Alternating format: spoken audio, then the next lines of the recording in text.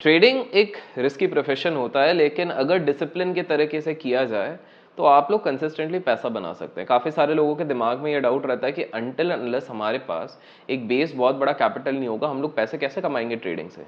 लेकिन मैं इस पर्टिकुलर सीरीज से आप लोगों को ये प्रूव करना चाहता हूँ कि छोटे कैपिटल को भी आप धीरे धीरे कंसिस्टेंटली डिसिप्लिन के साथ ग्रो कर सकते हैं।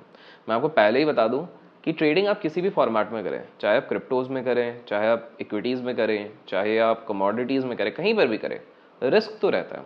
तो if you are somebody who doesn't want to take any risk in life, तो टेक्निकली तो ट्रेडिंग आपके लिए नहीं है।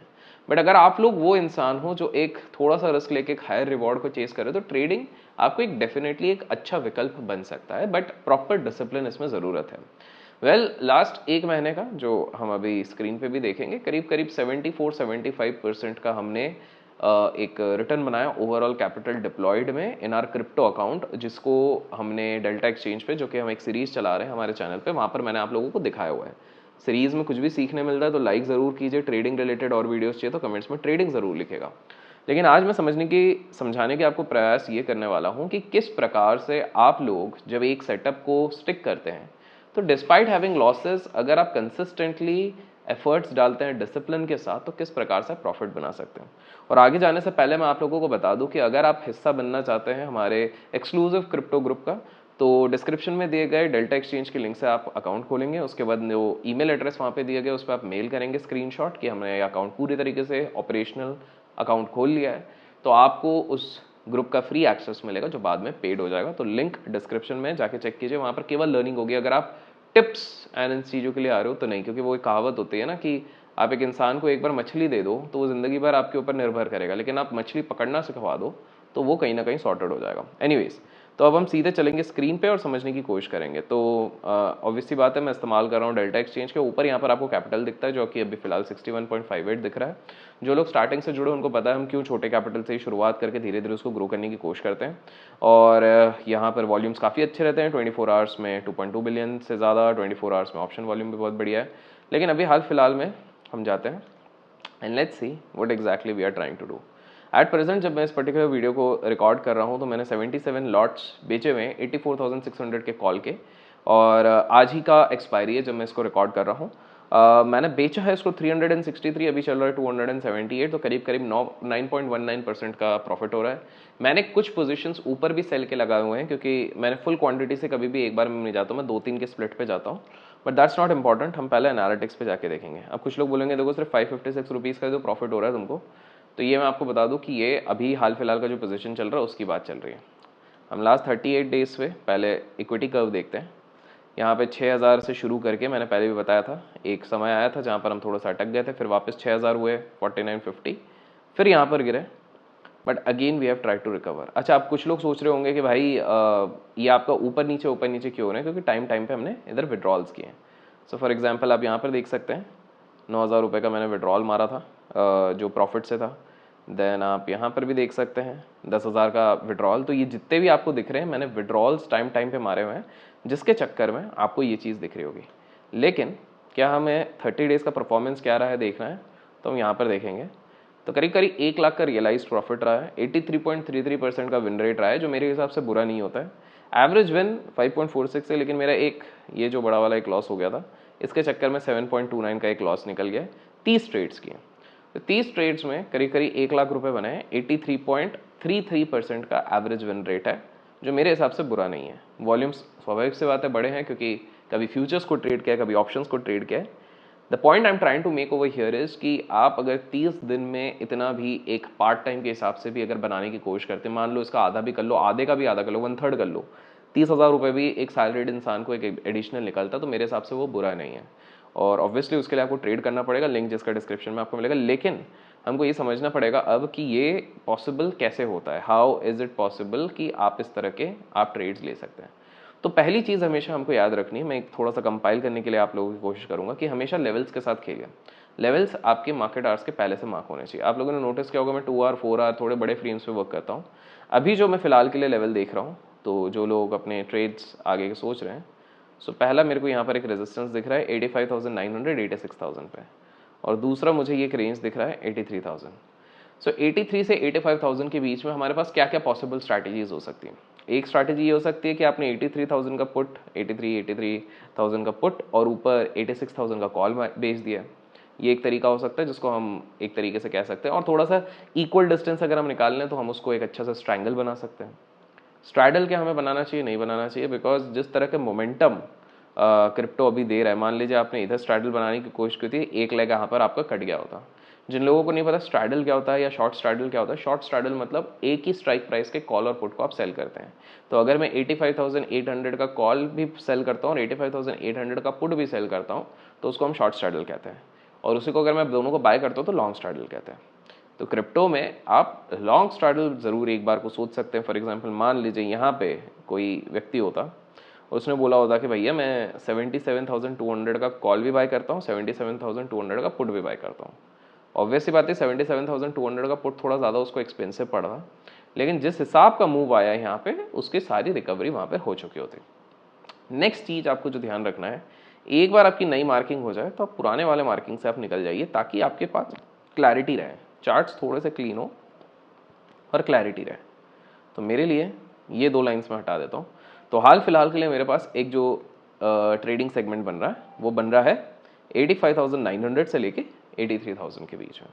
लेकिन ऑब्वियसली बात है अगर आप एक स्कैल्प ट्रेडर हो, स्विंग ट्रेडर नहीं हो, आप ज़्यादा देर होल्ड नहीं करते हो। अच्छा, और एक चीज़ यहाँ पर आप ऊपर देख सकते हो, हमेशा आपका कैपिटल फ्लक्चुएट करता रहेगा based on what ever positions you have taken. तो नेक्स्ट चीज़ आप क्या करोगे, आप छोटे टाइम फ्रेम पे जाओगे। अब छोटे टाइम फ्रेम में देखता हूँ तो देखो आपको थोड़ा सा चेंजेस दिखेगा, आपको रेंज थोड़ी बड़ी दिख रही है।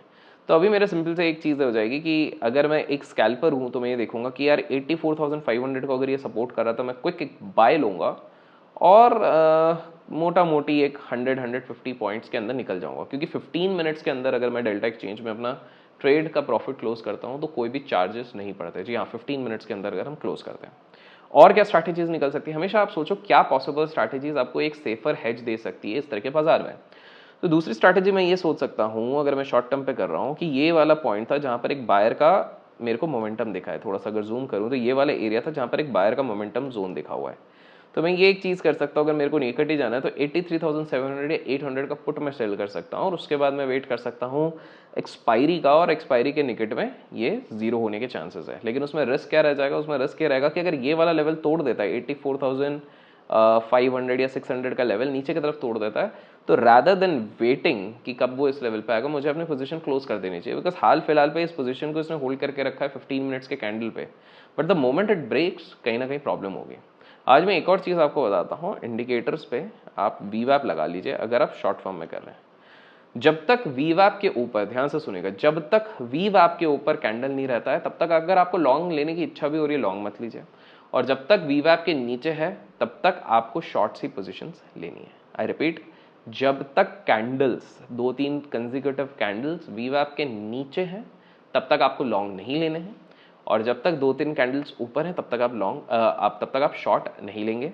ये आपको मिनिमम से मिनिमम टाइम फ्रेम्स पे देखना चाहिए। तो फॉर एग्जांपल मान लीजिए 5 मिनट्स पे हम देख रहे हैं, कभी भी इसको 2 घंटे, 1 घंटे, 5 घंटे में मत यूज़ कीजिए।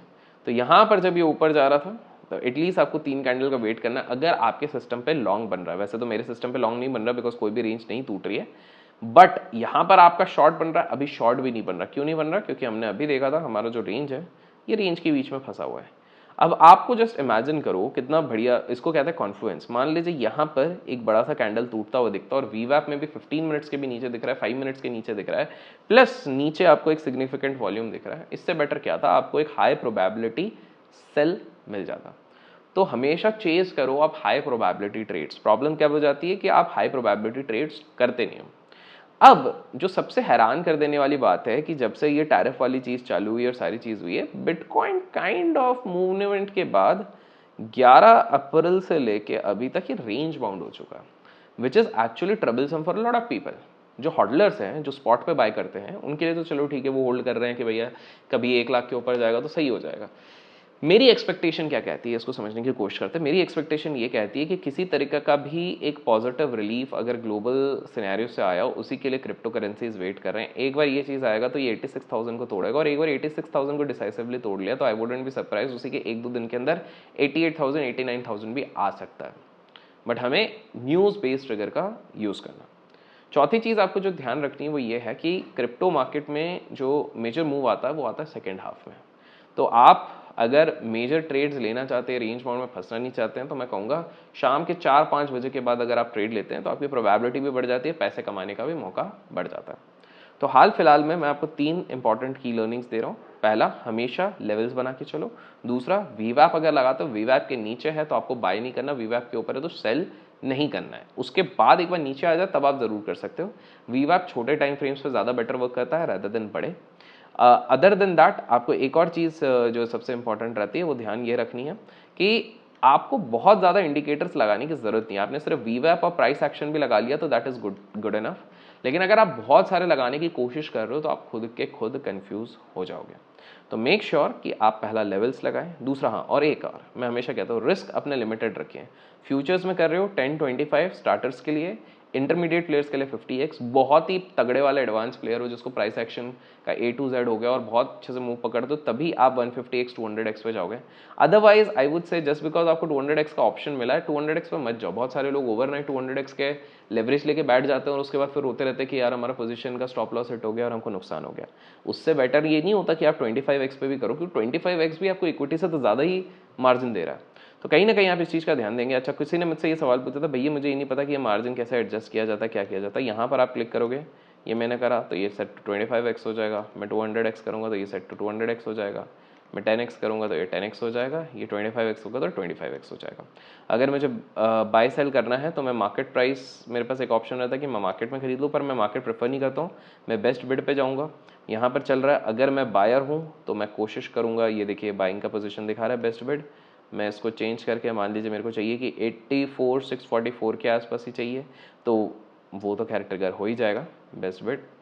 बट लेट्स से मेरे को 8638 चाहिए, ठीक है। अभी तक 38.5 कर देते हैं। I am just giving an example, बाद में मैं इसको कैंसिल कर दूंगा। इसको सेफ साइड ना मैं 37.5 करता हूँ, पता चला ट्रिगर ही हो गया। तो मैं जैसे यहाँ पे बाय दबाऊंगा तो यहाँ पर ये 37.5 पे मेरा ऑर्डर यहाँ पे प्लेस हो जाएगा। यहाँ से क्वांटिटी में डिसाइड कर सकता हूँ कि एक ही बार में मेरे को 10% क्वांटिटी लेनी है, 20% लेनी है, 50% ले ली, 75 या 100%। तो अभी जो मार्जिन हमारा बचा हुआ है उसके हिसाब से हम 116 लॉट्स ले सकते हैं। क्यों? क्योंकि मैंने ऑर्डर बुक में कुछ बचे हुए हैं, मैंने पोजिशंस बनाने के लिए ऑर्डर खुला हुआ है, इसलिए अगर वो नहीं होते तो हम इसके डबल ट्रिपल ऑर्डर्स ले सकते थे। तो आशा करता हूँ आज के इस वीडियो से आपको थोड़ी सी सीख मिली होगी, कुछ समझ में आया होगा। समझ में आया तो लाइक और शेयर करना ना भूलें। Till then keep learning, keep growing, keep investing and keep trading. And description में लिंक जरूर चेक